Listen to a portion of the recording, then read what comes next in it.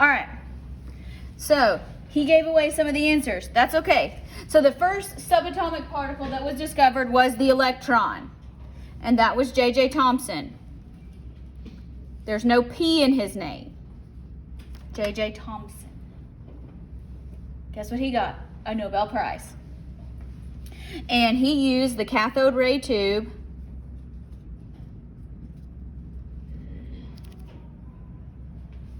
to figure this out.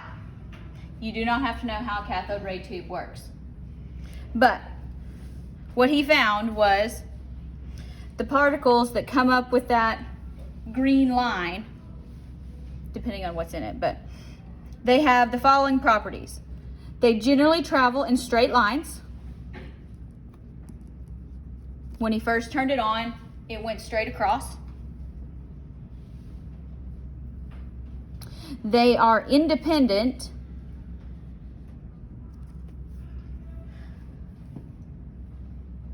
of the composition of material, so it doesn't matter what you put in the positive end, you're still going to get the same particle view. And then he said they carry a negative charge because when he put the magnet on it, magnets do not bend light. Light does not bend with a magnet. So when he put the negative in, the ray went away from it because it was repelled. When he didn't show it, but when you put the positive in, it's attracted. So opposites attract, sames repel when it comes to magnetic fields. All right, so he determined a charge-mass ratio. We don't really care what that is. You don't have to know it. It's not important. All right. Then comes along this guy. His name is Robert Millikan. And he did an experiment. And this was the oil drop experiment. And he used that to determine the charge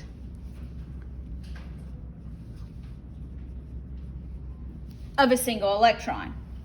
Now, this was way back when. And what he determined was he couldn't measure just one electron. So how in the world did he do it? There's his device. I'm going to see if I can find one of these.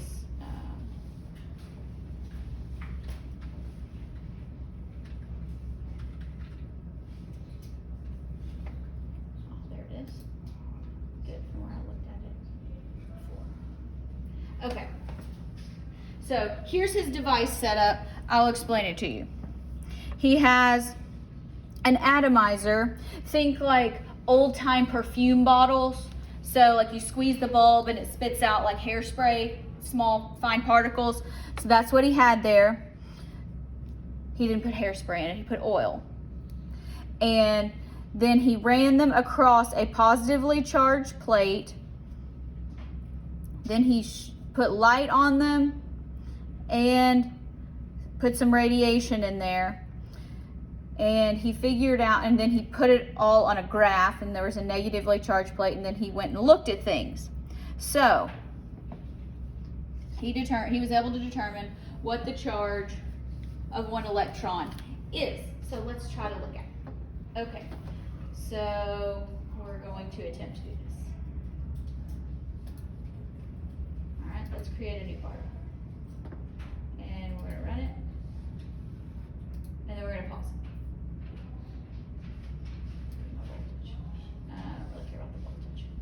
All right, let's make another one. Oh no, how do I save it? There it is.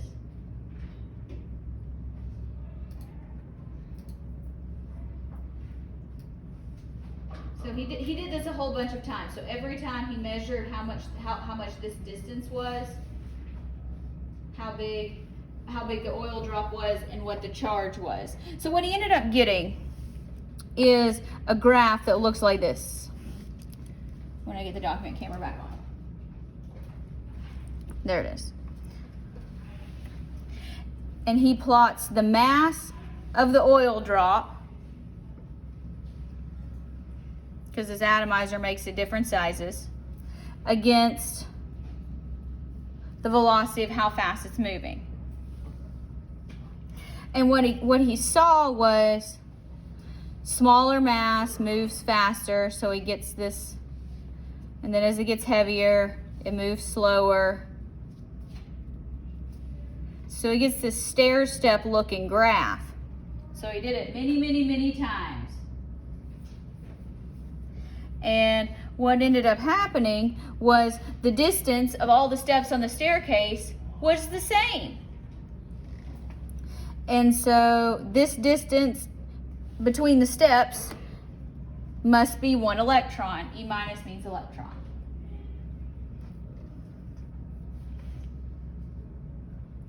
And the number that he came up with, which you do not need to know, you don't have to memorize it for the test. If you need it, I will give it to you. 1.60 times 10 to the negative 19th unit big C. Big C stands for coulomb,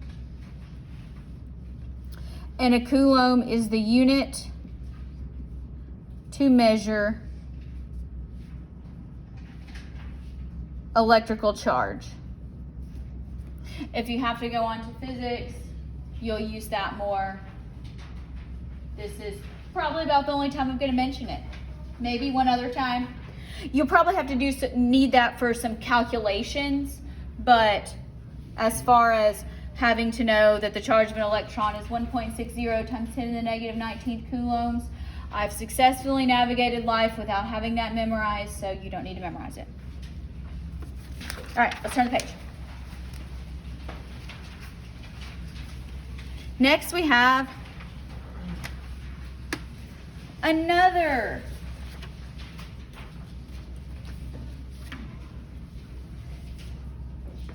experiment. All right, so has anybody ever heard of the plum pudding model before?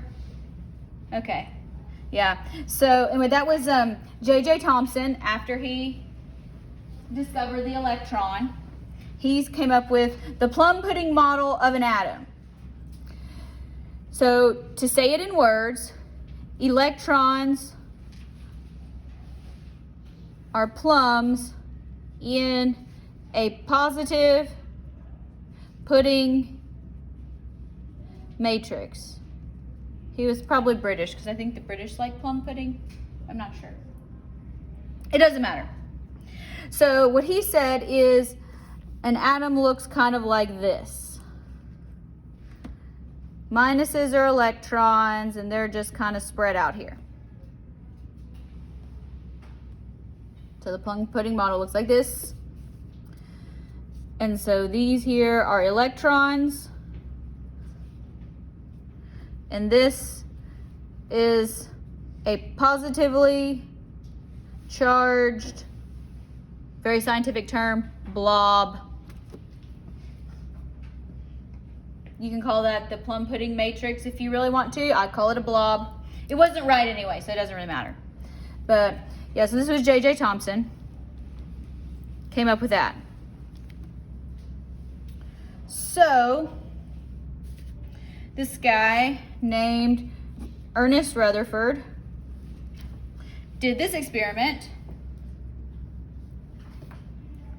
And it's called the gold foil experiment. And what he did was he took a very, very, very thin sheet of gold foil and he put a screen around it, and then he started hitting it with radiation. Now, if this plum pudding model is correct, you would expect that all of these particles, this radiation is getting shot through it, so you would expect that the particles would pass straight through. Well, then he did the experiment, and that's not what happened. Most of them went straight through, but some of them started going off in all directions, and every once in a while it would come back and hit the transmitter. So it started coming off in all directions. He said, whoa, the plum pudding model is not correct. These particles are obviously hitting another particle. What does that mean? So he determined nuclear theory, where he says that the nucleus, who's heard of a nucleus before? Okay. The nucleus of the atom has most of the mass.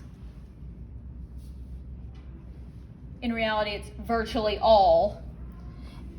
And it does have all, no exceptions, the positive charge.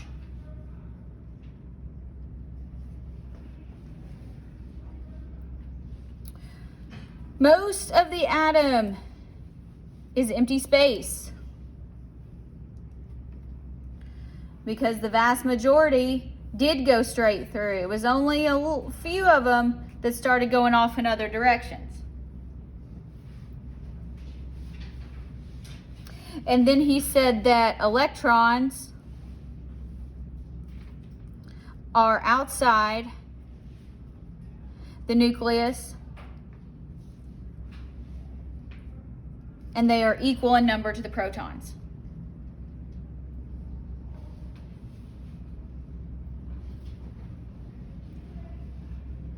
There's a guy named Chadwick, you don't need to know him.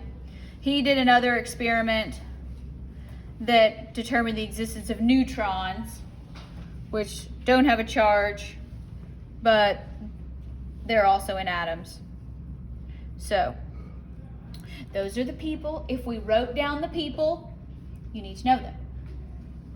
If we did not write down the people, like Chadwick, you don't need to know them. I'm just telling you that they existed. Things happened. But these are very famous experiments which won Nobel Prizes for all of these people. And they occurred a very long time ago, which is really impressive.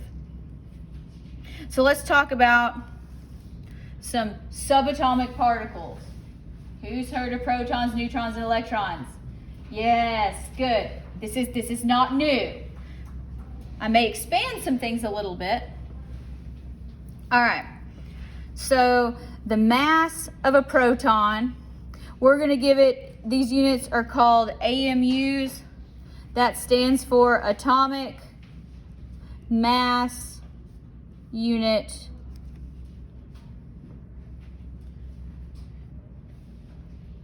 It's a very, very small fraction of a gram. You don't need to know the conversion. So a proton has a mass of 1.00727 AMUs. So for our rounding purposes, it's 1. 1 AMU. What's the charge of a proton? Positive. All right, we're going to say it's positive. And because we can have more than one proton, it's just going to, each one of them has a charge of positive 1. Because we're not dealing with coulombs and all that business. We're just going to call it positive 1. All right, a proton is located in the nucleus.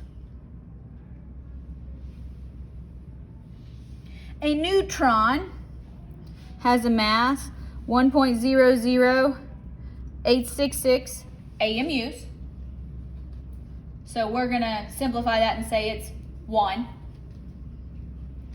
What's its charge? 0. It's neutral. It has no charge. So you can say 0 for nothing. You can say 0 charge. And a neutron is also located in the nucleus.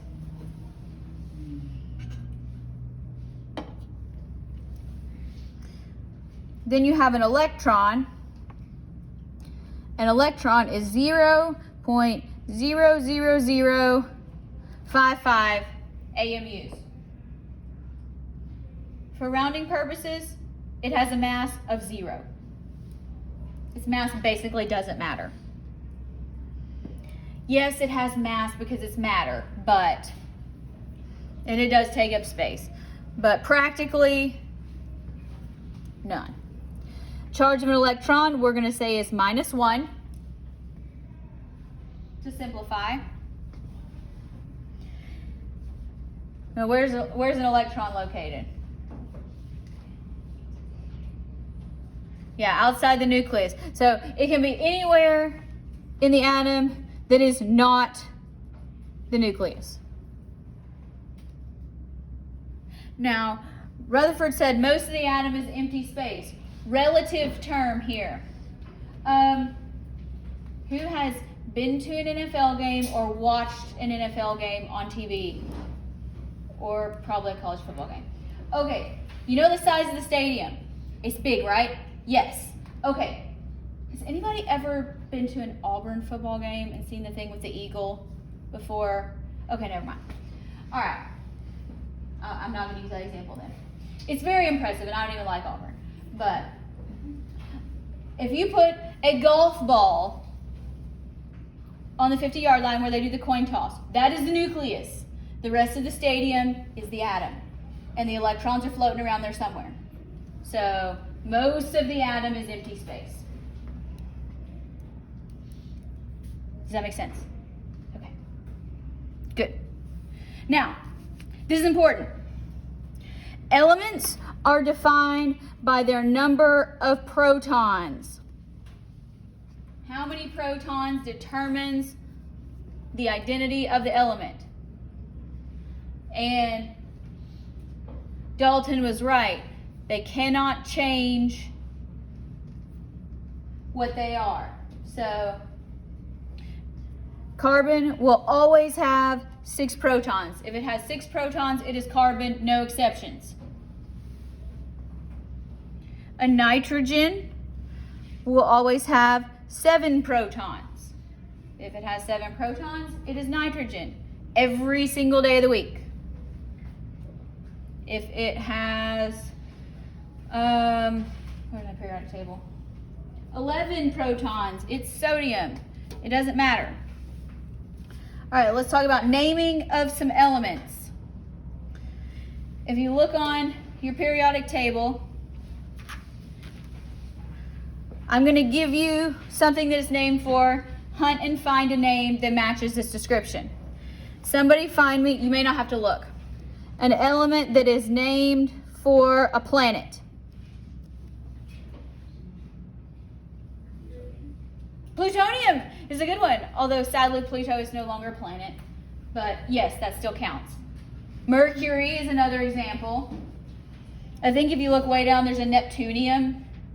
That's a fun one. All right. How about mythology?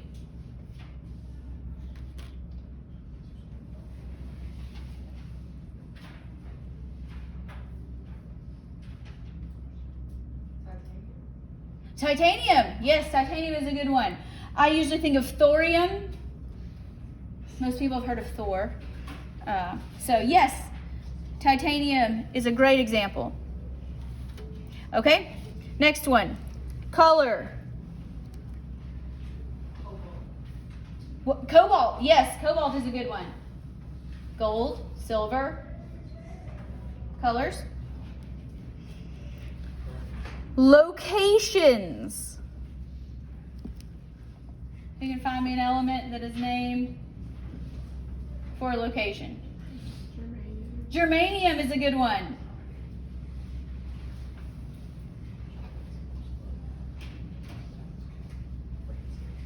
Francium. Yes, so you have francium. Down here, there's, I say americium. You also have europium. So there's a few fun ones there. Locations. How about people?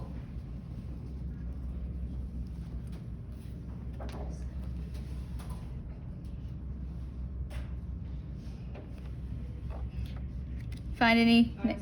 Einsteinium. Yes, that's the one I like to think of.